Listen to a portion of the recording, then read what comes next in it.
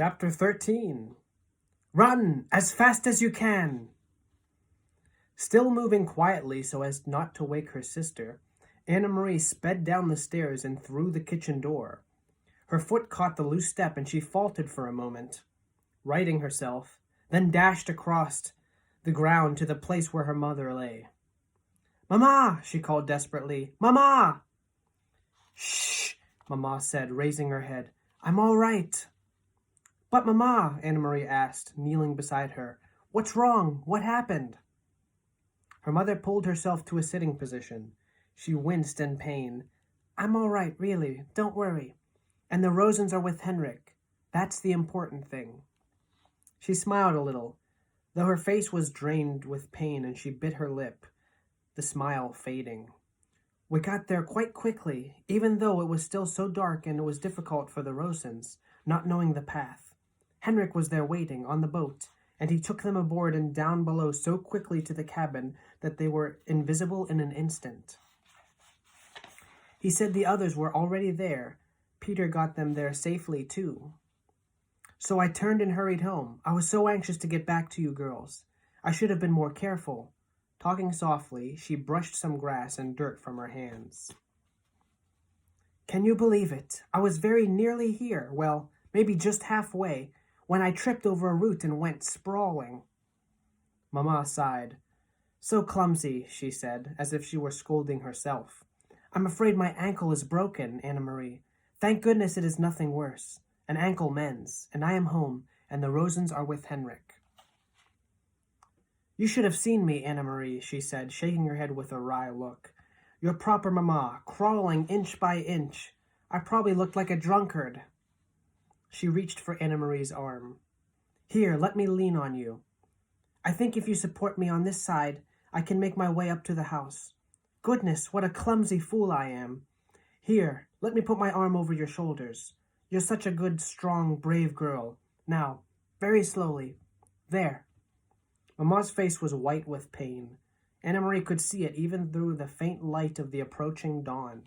She hobbled, leaning heavily on her daughter, pausing again and again toward the house.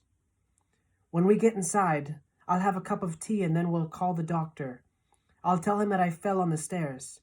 You'll have to help me wash away the grass and twigs. Here, Anna Marie, let me rest for a minute." They had reached the house, and Mama sank down to the steps and sat. She took several deep breaths. Anna Marie sat beside her and held her hand. "Mama, I was so worried when you didn't come back." Mama nodded. "I knew you would be. I thought of you, worrying as I dragged myself along. But here I am, safe with you now. Everything is fine. What time is it?" "It must be 4:30, or close to it." "They will sail soon." Mama turned her head and gazed across the meadow to the sea and the vast sky above it. There were no stars now, only the gray, pale sky, with a pinkness at its border. "Soon they will be safe, too." Anna Marie relaxed. She stroked her mother's hand and looked down at the discolored, swollen ankle. "Mama, what is this?" she asked suddenly, reaching into the grass at the foot of the steps. Mama looked. She gasped. "Oh my God," she said. Anna Marie picked it up. She recognized it now, knew what it was. It was the packet that Peter had given to Mr. Rosen. "Mr. Rosen tripped on the step, remember? It must have fallen from his pocket. We'll have to save it and give it back to Peter." Anna Marie handed it to her mother. "Do you know what it is?" Her mother didn't answer. Her face was stricken. She looked at the path and down at her ankle. "It's important, isn't it, Mama? It was for Uncle Henrik. I remember Peter, and it was very important. I heard him tell Mr. Rosen." Her mother tried to stand, but fell back against the step with a groan. "My God," she murmured again. "It may have all been for nothing." Anna Marie took the packet from her mother's hand and stood. "I will take it," she said. "I know the way, and it's almost light now. I can run like the wind." Mama spoke quickly, her voice tense. "Anna Marie, go into the house and get the small basket on the table. Quickly, quickly. Put an apple into it and some cheese.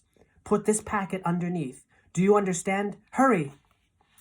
Anna Marie did instantly as she was told. The basket, the packet, at the bottom. She covered it with a napkin. then some wrapped cheese, an apple. She glanced around the kitchen, saw some bread, and added that. The little basket was full. She took it to where her mother was. "You must run to the boat. If anyone should stop you—" "Who would stop me?"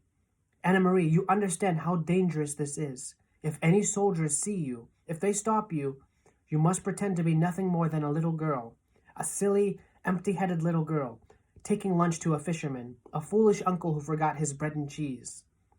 "Mama, what is it in the bottom?" But her mother still didn't answer the question. "Go," she said firmly. "Go right now, and run, as fast as you can." Anna Marie kissed her mother quickly, grabbed the basket from her mother's lap, turned, and ran toward the path.